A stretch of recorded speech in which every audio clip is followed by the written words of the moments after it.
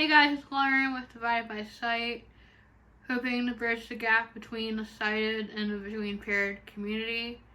And in today's video, I wanted to talk about misconceptions that the sighted have of those that are blind and visually impaired. So what inspired this video? I wanted to draw attention to some of the misconceptions that the sighted have against those that are blind and visually impaired. One of the misconceptions that I have faced being visually impaired is that a lot of people don't believe that I'm visually impaired because I do not wear glasses. And the stereotype is that somebody must be blind or visually impaired if they're wearing the giant wraparound sunglasses and using a white cane. And there's sometimes during the day, if it's overcast, then I don't need to wear sunglasses or use my cane because that's when my vision is the best. But I've noticed that if it's really bright and sunny out, or if it's raining, then I have to use my cane because then I have trouble seeing. And that's when it draws attention that, hey, that person's blind. We must help her. So Lauren mentioned that a lot of people love to see a person wearing glasses to know if they're visually impaired. And when you're looking at a person's glasses, a lot of times we'll see the glasses are normal. We don't think that maybe just have either astigmatism or they're nearsighted. Or they'll look for the glasses that are mostly associated with the blind and low vision community.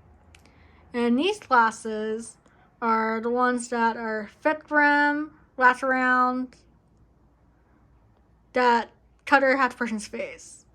And for me, I have a pair that are normal wraparound glasses to help with light and glare. And then I have two pairs of wraparound sunglasses to help with lighting. So I have one pair for like a normal sunny day. Then I have a darker pair that's for like if you're out in the desert. With the sun beating down on you, that would burst you into flames. Or the rare occasion where there's snow on the ground. Because snow, if white, it reflects more sunlight. Yeah, I bet you didn't know that. Even the snow can burst you into flames. But like Lauren said, a lot of times if you don't have a cane, the next thing people look for is if you're wearing glasses, and if you're wearing glasses, if it's the type people associate with the blind or if they're normal. I mentioned earlier that sometimes I'll use a cane, and it's funny because the sighted community will refer to it as a stick. I mean, to be fair, it's like a long white stick with a rounded tip at the bottom.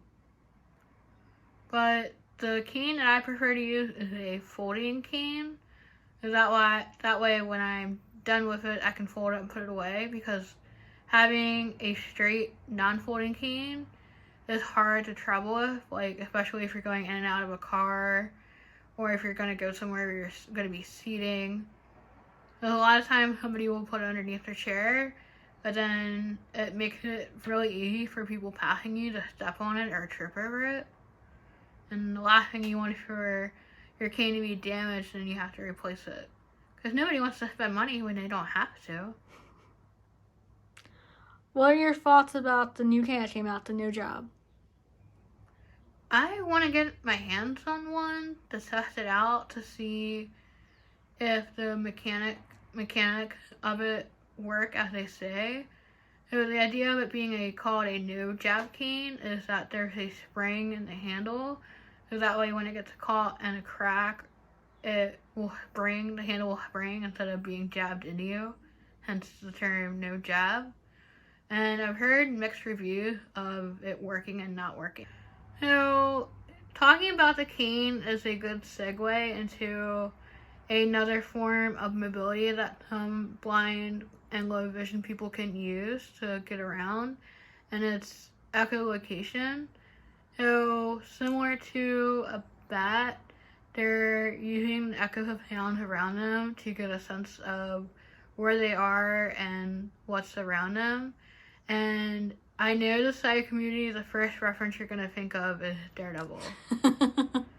And My friend Andrew at Consult a Blind Guy, his stream yesterday, they mentioned this, and I'm going to leave a link to it down below, because I think he did a really good job of explaining that how they show it in Daredevil can actually occur.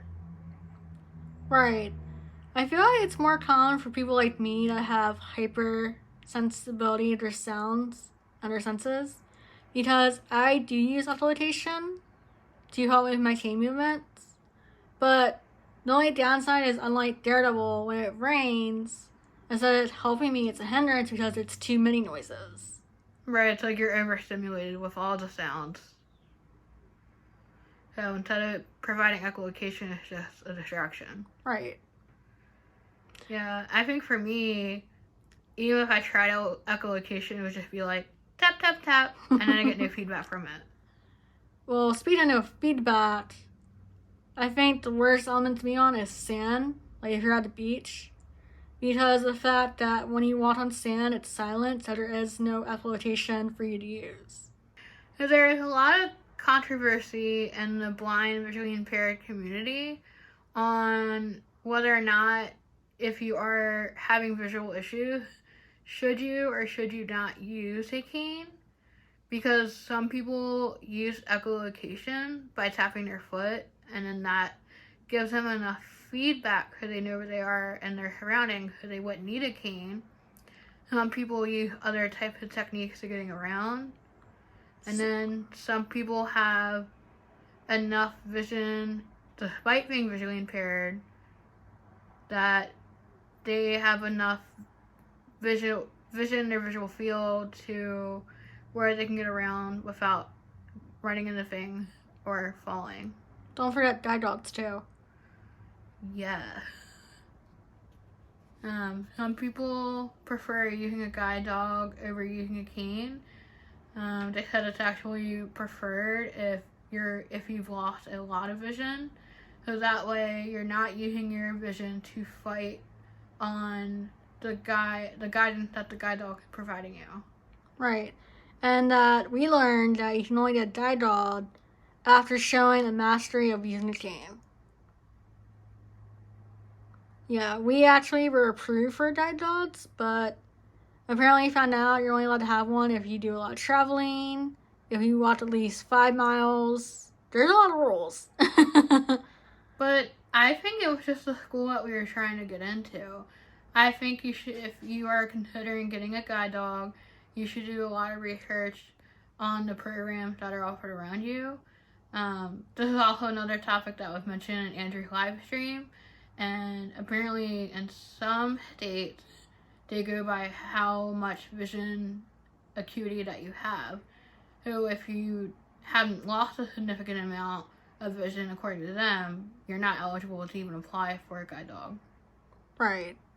And I learned from a friend that another thing is most of the times you have to be in a program for a year. So it's better to try at the end of December and meet in January for a guide dog. So for me, I've noticed a lot of times that if I don't have my cane with me, and let's say I'm in a grocery store and I need assistance, since they don't see that I have a cane in my hand, so they don't think I'm visually impaired, they'll either say like, oh, what you're looking for is in aisle 10, or it's over there, and they point behind you. And you try to stress that you're visually impaired and that you need further assistance, and they just blink and stare at you like a dummy. Another thing is if you're going to, say, a clothing store or a store at the mall, a lot of times you'll be followed either by a worker or security guard. Because how the fact you have to put out every item to see the name or the price, they think you're trying to stop love. So, another topic that Nicole and I were discussing the other day is how hard it is for someone that is blind and visually impaired to pick up on verbal cues.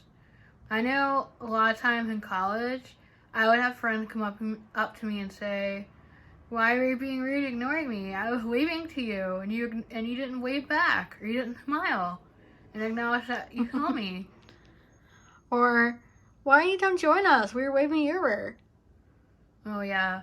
Well, that's another thing that happens too a lot of times. If you're waiting in line and you're next and they wave you over instead of saying that you're next, until you just stand there staring at them.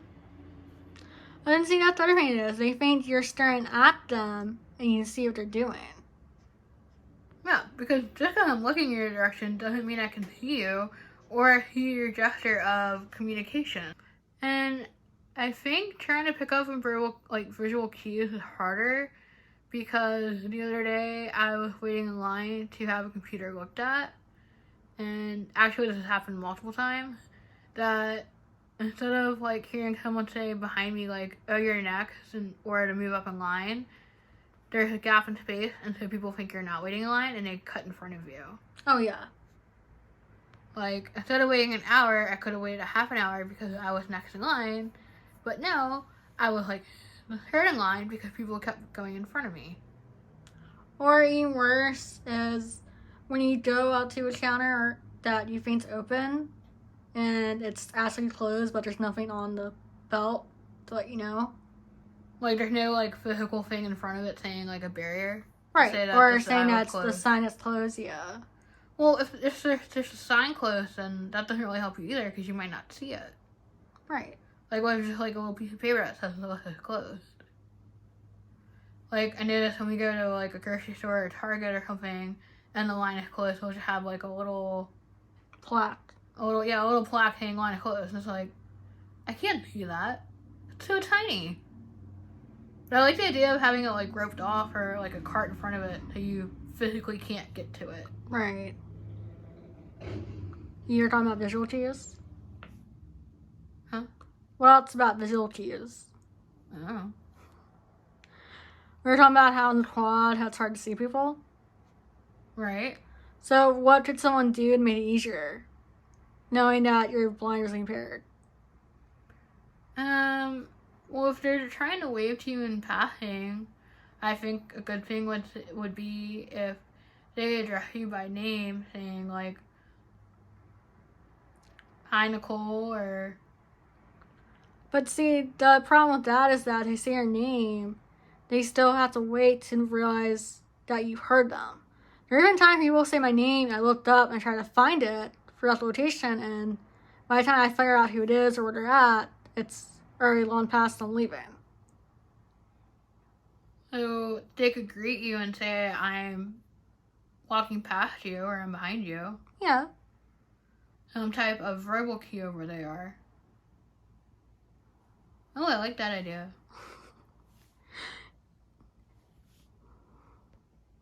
Yeah, it happened to me a lot in LARTs where people will be like, hey, and I'll say my character name, they're like, come join us for a mod or a fight.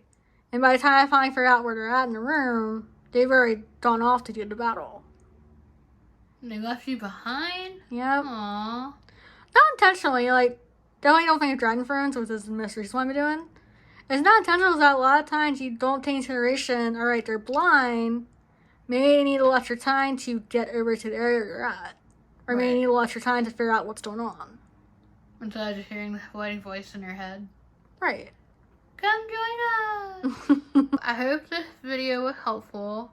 It wasn't a mean to point anything out negatively about the sighted community. I was just hoping it was something that could address some things that could be changed or things that could have been spotlighted to make you think of the blind and visually impaired from a new perspective. I don't think it was negative. I think it was more of, since we're not blind or visually impaired, most people don't think that way. It's just another point of view. So, if there's any points that should have been addressed that I left out, please leave them in a comment below. Or if the sighted community has any questions that they would like more information about, I would be happy to either do a video about it or respond to you in the comments. And until next time, have a good day. Bye!